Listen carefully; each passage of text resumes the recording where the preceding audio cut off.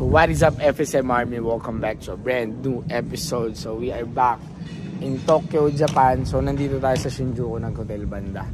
Okay, so ngayon pupunta tayo muna dun sa isang tropa kasi bibenta natin yung Chromarts. And by the way, meron tayong kasama ulit. Op. Shinjuku gang. So yun guys, tatlo kami ngayon as of now. So si Yuki susunod ata, nasa Osaka pa siya. So ayun, samahan nyo kami sa buong magapo kasi hindi pa namin alam yung agenda namin. Pero let's hop right into the vlog.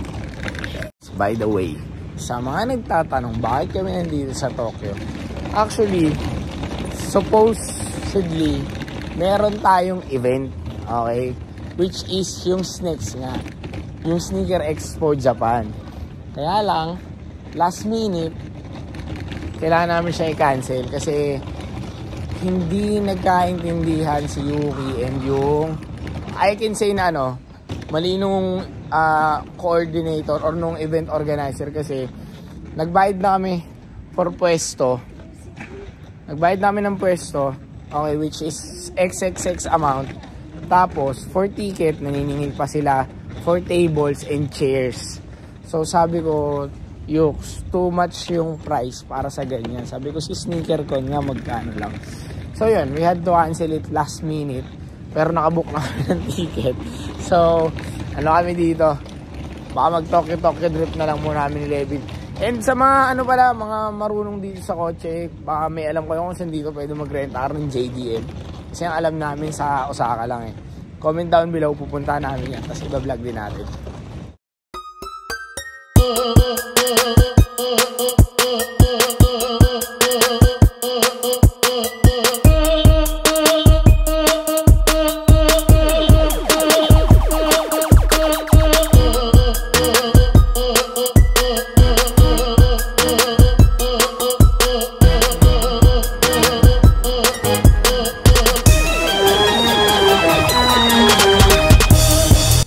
Mamaya guys, so sa radyo kasi yun, galing namin dito sa Vape, Christmas season na sila dito, so wala nang masyado yung t-shirt, pero may binili tayong konti.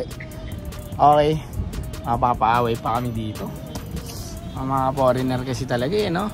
So ayun guys, punta na tayong Kit kasi si Levin pumunta dito sa Tokyo para mag Kit treats. Yun lang gusto ko. Yun lang, tapos pwede na tayo bumalik ng Pinas, book na ulit tayo bukas. Peace.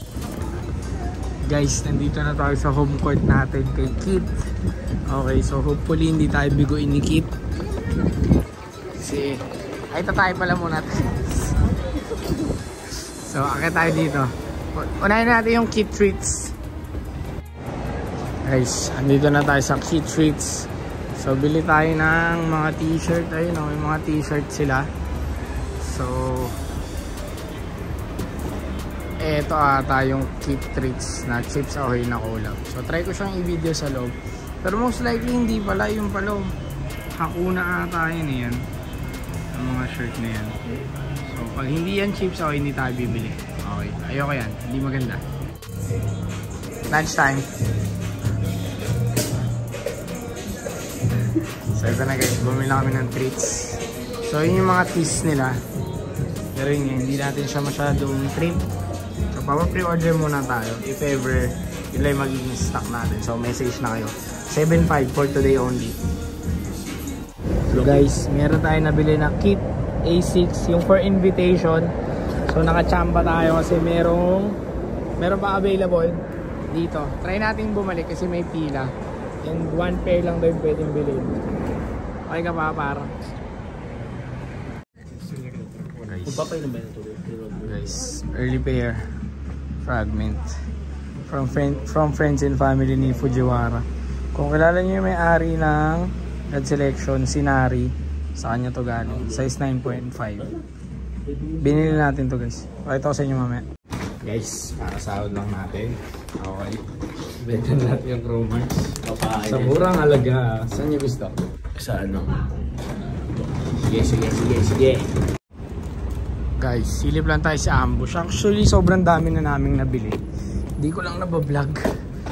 Pero tingnan natin kasi may hinahanap tayong up-tempo. Uy, mali. Hinahanap tayong up-tempo, so sana meron pa sila dito. So ayun guys, negative. Wala yung up-tempo. Daan tayo ngayon ng undefeated. Kasi meron din tayong order doon. Tapos check natin kung ano pa yung ibang pwede natin mabili doon.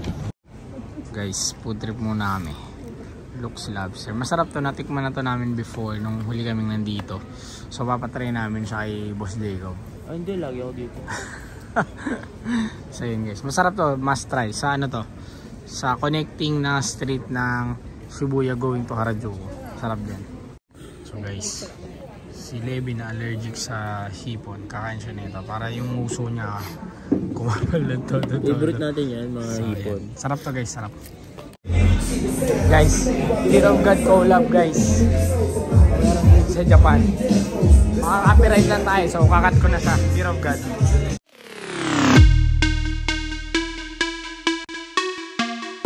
So guys, bumili tayo ng Adidas Fear of God. Stock tayo ng konti kasi akala ko sobrang pangit. Sobrang hindi ko siya na-appreciate sa picture, pero pero wag na, next time na. Pagkakita ko sa kanya in person, sobrang wild, sobrang ganda.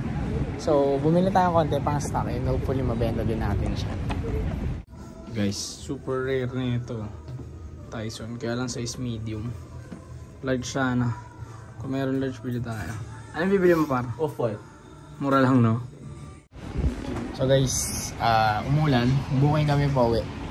Unfortunately, hindi na tayo masyado nakapag-vlog. Pero sobrang dami natin dala. Try natin siyang i-haul. Okay. Kasi malulobot ako, hindi ako masyado nag-vlog. Business first.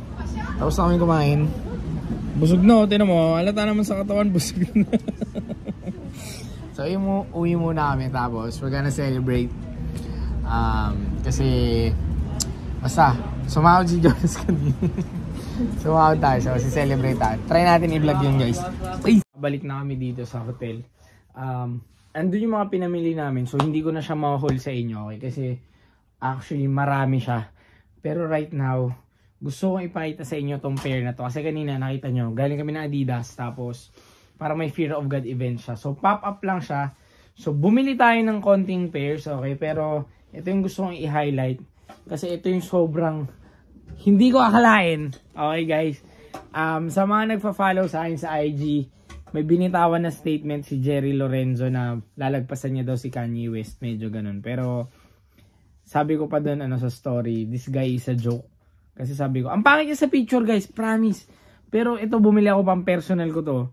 First Adidas ko ulit to, no? Huling Adidas ko guys, Yeezy Wave Runner. Na binenta ko din na siguro 2 years ago pa yun. So, eto sobrang ganda. As in, sobrang ganda. Sobrang quality, sobrang sarap sa paa. Bumili tayo nito, I think, sabi nung staff doon, pop-up exclusive, Tokyo. Tapos meron pa yung black, yung pang basketball, which is yung high cut. I-search nyo na lang, makikita nyo yun. Meron din sila nun. So, meron ding mga merch. Hindi na kasi kami nakapag-video kasi makaka-copyright tayo kasi nga may background music doon. So, I can say this is one of the highlight na purchase natin ngayon. Hindi ko akalain na parang may in love ulit ako sa sapatos. Tas Adidas pa.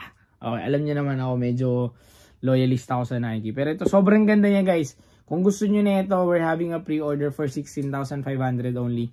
Sa mga VIP clients natin may less discounts pa. May less discount pa yun. Okay, so message lang kayo sa page. So yun. Try ko ipakita yung iba kasi sabi ni Liberty wag na daw naming ilabas yung mga pairs. Okay, as is na yun doon. Pero try ko magpakita, okay, as much as possible. So yun guys, peace. Rin yung iba namin binili. Okay, yung iba, yung isang maleta lang kasi hindi ko siya kaya ipakita sa inyo lahat. Kasi googlein ko siya tapos ayusin ko na naman, okay. So, meron tayo nito, Union na vape collaboration. So ito, meron tayong black din. Ito siya. Hindi ko nabubuksan na. Magugulo kasi alabas pa kami guys eh. So medyo nagmamadali ako. Gusto ko lang matapos yung vlog kasi hindi ko napakita sa inyo kung ano yung mga pinagbibili namin. Tapos may mga sizes tayo nito. Women's, okay? So habang nandito kami guys, bumili na kayo kasi mura pa namin to ibebenta. 9K lang siya as of now, okay? So Adidas Samba na gum sole. Para siyang yung Clarks na Keith. So meron din siyang green and white. Tapos red and white. Kaya lang hindi ako bumili nun eh. Kasi ito kasi marami nag-inquire sa amin. So ito. 9K lang siya as of now. So women's sizing to. So Pag yan dumating ng Pinas, 11K na yan. So, kung gusto nyo, bumili na kayo. Tapos, ito yung mga t-shirt natin na Bape na Kitsune. Saan pa iba? Nataas, ay! Nataas sa iba maleta. So, ito, one of the best selling Bape, I can say. Ito, full size rin tayo. Small, medium, large, XL, 2XL, and 3XL. So, right now, we're selling this for 6K. Hanggat nandito kami, 6K lang siya. So, message lang kayo sa page. Pero most probably, pag dating namin ng Pinas, iba na yung pricing niya. Tapos, ito, sobrang gulat na gulat ako na umabot ako nito sa, tawag nito, sa Keith. So, this is the Keith A6 for invitation. Bumili tayo ng 3 pairs nito, 9, 10, and 11. So, yung 10 and 11, actually, nabili na rin siya agad. So, kung gusto nyo rin nito, message kayo agad kasi right now, magkano benta natin ito, baby? Binibenta namin siya actually na 16.5 nung una namin siyang pinost. Pero for now, sige, probably 14K lang muna. Okay, sa mga small sizes. Iba kasi yung big size eh. Iba yung selling nun eh. So, ito, sobrang solid nung quality nito, guys. I think A6, kung New Balance, sumabog sila this year. I think next year, magiging year to ng A6. Ito ba, A6 din. So, yan. Tapos, meron tayo nito, Bape, Keith Peanuts. Actually, pre-order to. So, wala na rin ito masyadong sizes doon sa Keith. Kaya, hindi ko na siya papakita sa inyo. Tapos, pakita ko ba ito di? Ito 11 to, guys. So, hindi ko alam kasi kung ano yung Sony Angel. Pero ito siya yung mga nakahubad na laruan. Namili siya nito. Sobrang dami. Ayun, ang dami. So, kung baka may viewers ako dyan na may girlfriend na gusto ng Sony Angel, message niya ako. Ano ba to? Bape stand. Napakita ko na to nung huling lipad ko. Hindi ko napapakita to sa inyo. Tapos, eto rin. Ito, wala lang to. Oh, wait. So, ito, gusto ko rin to ipakita sa inyo, guys. Okay. So, I think this is the first time na magkakaroon tayo ng unboxing na ganito. Or first unboxing to nitong pair na to. Di pala ako ito sa frame. So, and I can say also na this is gonna be the first one again in the Philippines. Okay. Marami tayong ganung pairs recently. Okay, marami tayong ganung pairs. So, this is the Air Force One Fragment. Okay. So, this is from a friends and family of Hiroshi Fujiwara. Yung kinuhanan natin, sabi nun, kung kilala nyo guys si God Selection, okay, hindi ako sure kung sinari yung may-ari nun, pero sa pagkakaalam ko siya, so, papakita ko lang siya sa inyo, search nyo siya sa IG, siya yung una nag-surface nito, and sabi nung pinagkuhanan ko, ito mismo yung pair na yun. So, ito, meron ng may-ari nito guys, sorry. Sa mga may gusto, message nyo lang kami, try namin kayo hanapan. Sobrang solid nito. So, galing daw to sa may-ari ng God Selection, which is a very good friend of Hiroshi Fujiwara, which is Fragment. So, sa mga hindi nakakalam ano yung God Selection, pumunta sa Page Foot Soldier Manila kasi binibenta din natin yun. Madalas silang may collab ni Fragment. So, ayun guys, huwag na natin buksan yung maleta na video. Okay na yan. So, again, thank you for watching. Bukas ulit, meron tayong 8 days dito sa Japan, sa Tokyo.